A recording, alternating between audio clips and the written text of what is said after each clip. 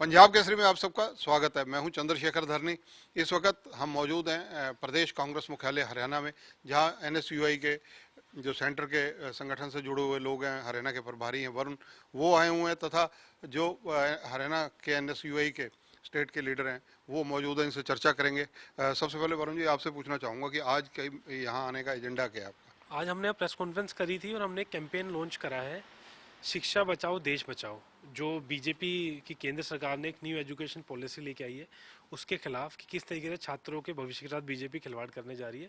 और साथ के साथ आप देख रहे हैं बीते दिनों में, बीते महीनों में भी, कि किस तरीके से हरियाणा के अंदर, एक तो हरियाणा में बेरोजगारी दर इतनी ज़्यादा बढ़ गई है जिसका कोई आकलन नहीं लगा सकता।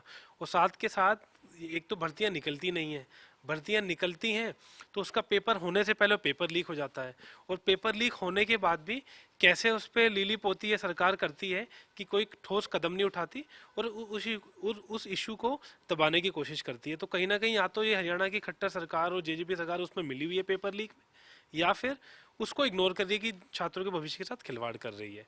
और पेपर होते भी हैं और पेपर लीक होने के बावजूद उस पेपर में आप पीछे महीने में भी देखे जाएं कि किस तरीके के सवाल गिरती है, कि एक सब इंस्पेक्टर के पेपर का जो एग्जाम होता है या जो और भर्तियों के एग्जाम होते हैं उसमें किस तरीके से बेहुदे सवाल पूछे जाते हैं। उस सवाल ये पूछा जाता है कि बड़ौदा उपचुनाव में बीजेपी का कैंडिडेट कौन था।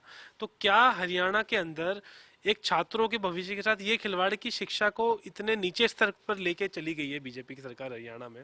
और एक और बड़ा इंपॉर्टेंट इशू था जो मेरे साथी दीपांशु मेरे साथ हैं, इन्होंने आरटीआई के माध्यम से निकाला था, जिसमें सरकार खुद बता रही है कि टोटल हरियाणा के अंदर 172 सरकारी कॉलेजेस हैं और 104 के अंदर प्रिंसिपल ही नहीं है 104 के अंदर। तो आप सोचिए, जिस कॉलेज में प्रिंसिपल ही नहीं होगा तो कॉलेज किस ढांचे पे चल रहा होगा और वहां शिक्षा का स्तर कैसे गिर रहा होगा। तो आप खुद आकलन लगा सकते हैं। तो आपकी भावी रणनीति क्या रहेगी? हरियाणा के आप प्रभारी भी हैं, एनएसयूआई के संगठन के राष्ट्रीय स्तर पर आप सचिव भी हैं।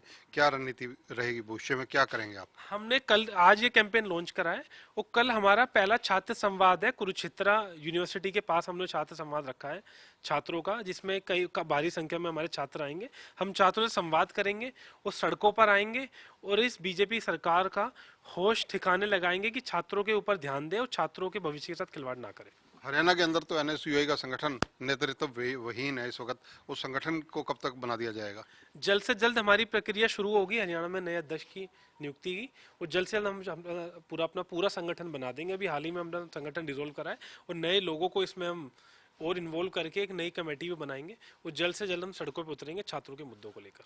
तो एनएसयूआई के प्रांतीय संगठन का कार्यकारी नेतृत्व इस वक्त अगर देखा जाए, क्योंकि संगठन कभी भी नेतृत्व विहीन नहीं रहता, तो किसी न किसी को एक्टिंग रूप में जिम्मेदारी दी गई है क्या?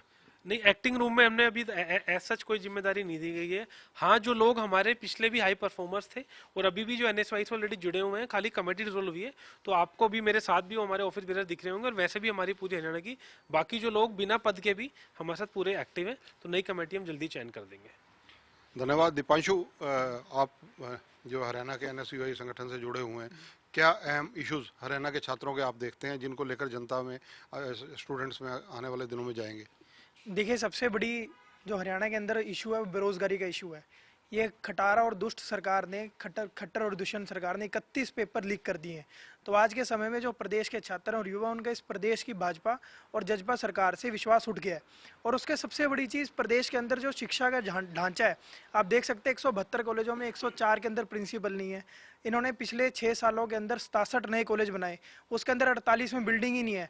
और आलम यह है कि बीडीपीओ दफ्तरों में, ग्राम सचिवालयों में, मंदिरों में, धर्मशालाओं में, लंगर हॉलों के अंदर आज हमारे प्रदेश के सरकारी कॉलेज चल रहे हैं। तो इस प्रकार आप हिसाब लगा सकते हैं कि प्रदेश के अंदर जो शिक्षा की व्यवस्था है वो पूरी तरह से चरमराई हुई है, खत्म हो चुकी है। और 14 तो ऐसे कॉलेज इसके अंदर 100 से कम बच्चे हैं। तो कहीं ना कहीं बच्चों को प्राइवेट कॉलेजों में भेजकर उनके प्राइवेट अपने मित्रों की जेबों को भरवाने के लिए और सरकारी कॉलेजों को कहीं ना कहीं अस्थायी रूप से बंद करने के लिए लोग प्लानिंग कर रहे हैं। और उसके खिलाफ निरंतर एनएसयूआई हरियाणा निरंतर आवाज़ उठाती रही है। और सबसे बड़ा इशू एक हो रहा है जो छात्र संघ चुनावों का है। एनएसयूआई के संघर्ष के बाद इन्होंने छात्र संघ चुनाव बहाल करे, पर लेकिन वो इनडायरेक्ट रूप से बहाल करे। उसको भी डायरेक्ट रूप से जो छात्र संघ के चुनाव यदि होंगे तो प्रदेश के अंदर छात्रों का और युवाओं का जो नेतृत्व है वो मजबूत मिलेगा। बेरोजगारी को लेकर जिस प्रकार से आपके अभी जो सहयोगी आए हुए हैं, उन्होंने भी कहा है, ये मुद्दा आप ऑथेंटिक तरीके से कैसे उठाएंगे? देखिए, जिस प्रकार अभी हमारे छात्र संवाद के कार्यक्रम पूरे प्रदेश के अंदर चालू हो रहे हैं और उससे पहले भी निरंतर एनएसयूआई छात्रों के साथ विश्वविद्यालयों में, महाविद्यालयों में निरंतर अपना संवाद करती रही है, तो जो बेरोजगारी का मुद्दा है उसको लेकर एनएसयूआई हमेशा सड़कों पर रही है और इस सरकार के दावों की पोल खोलने के लिए भी आगे भी जिस प्रकार से जो भी छात्र और युवाओं के हितों की रक्षा करने के लिए जो भी नीति बनेगी, रणनायक नीति बनेगी, उसको हम निश्चित रूप से उसको धरातल पर लागू करेंगे और युवाओं को जो आज हरियाणा पूरे प्रदेश के अंदर बेरोजगारी में नंबर 1 बन चुका है, हरियाणा के अंदर युवाओं को रोजगार दिलवाने के लिए जो भी हमारे से बन पाएगा एनएसयूआई हरियाणा उसको लेकर पूरे काम करेगी। धन्यवाद।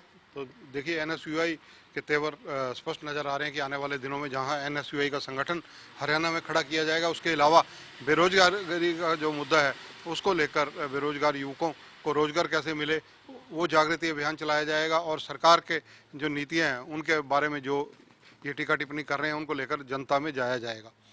कैमरामैन संजय सिंह के साथ चंद्रशेखर धरनी, पंजाब केसरी टीवी, चंडीगढ़। हमसे जुड़े रहने के लिए हमारे YouTube चैनल को सब्सक्राइब करें और नई वीडियो की नोटिफिकेशन के लिए बेल आइकॉन को दबाएं। अगर आप ये वीडियो Facebook पर देख रहे हैं तो लाइक जरूर करें और ज्यादा से ज्यादा शेयर करें। धन्यवाद।